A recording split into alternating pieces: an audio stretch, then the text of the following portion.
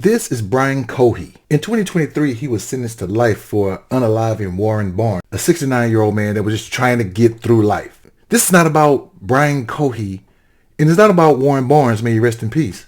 This is about the police department in which Brian Cohey had to interact with. I want people to see the disparity when it comes to how police officers handle white suspects and black suspects. I'm not going to get into the weeds of everything, but a day prior, Brian had crashed his car in a nearby river, and a homeless man was missing in the town.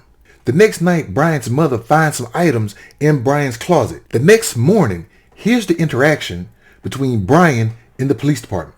So, parents have some concerns of some stuff they may have found in your room? Yeah, I believe so. And what would it be? A human head and hands. Now, as a police officer, and I've never been a police officer, what do you do when a suspect says what he just said? Here's what he said. Have anything on you he's going to cut, poke, hurt, stick me anything without reaching for nothing? Don't reach for nothing. My phone and my wallet, that's okay. it. Well, I'm going to have you face that way. Put your hands on top of your head for me real quick. I just want to make sure you interlace your fingers for me real quick, all right? Now, I get it. A lot of people are saying right now that this is not a good time to pull out your service revolver. But I know a lot of black people are thinking, may I suggest using a nightstick, officer? So you would think right now Brian would at least be detained and handcuffed. No. I'm going to have you walk over here. You're going to sit in the back of my partner's patrol car for a minute, okay? Not yet. Okay. Just sit back there and hang out for me, okay?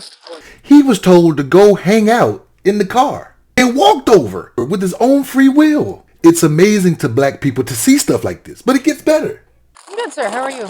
You said your name's Brian? Yeah, I'm not feeling too well. You're not feeling too well? All right. No, these past few days I've been very, very anxious. That's understandable. So what we're going to have you do here is I'm just going to have you sit in the back here, okay? I'm going to turn on the air for you in a second. That way you're not too hot. Are you a hot-blooded or cold-blooded kind of guy?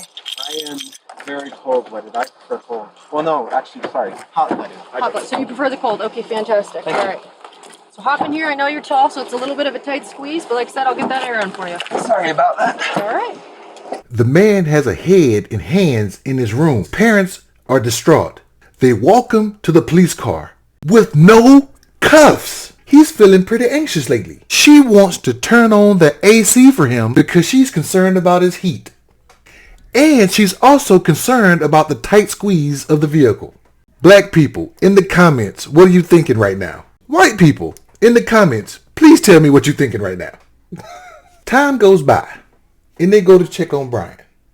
How you holding up, Brian? Okay. A bit thirsty?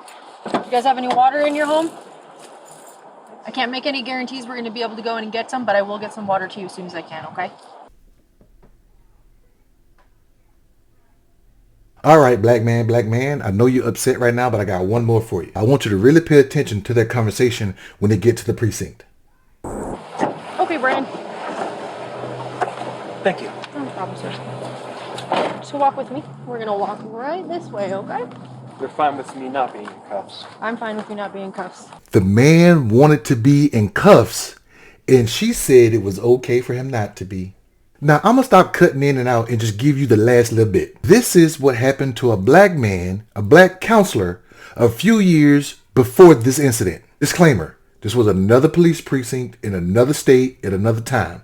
I'm just showing you the disparities that black people have when it comes to police in general. Monday, 47-year-old Charles Kenzie, unarmed, laying on his back, hands raised in the air. The younger man sitting next to him is autistic. At some point during the incident, one officer reportedly fires 3 shots, not seen on video, hitting Kenzie once in the upper leg. I got my hands in the air. I say, no, I just got shot. And I'm standing there, I'm like, sir, why did you shoot me? And his words to me, he said, I don't know. What do you think?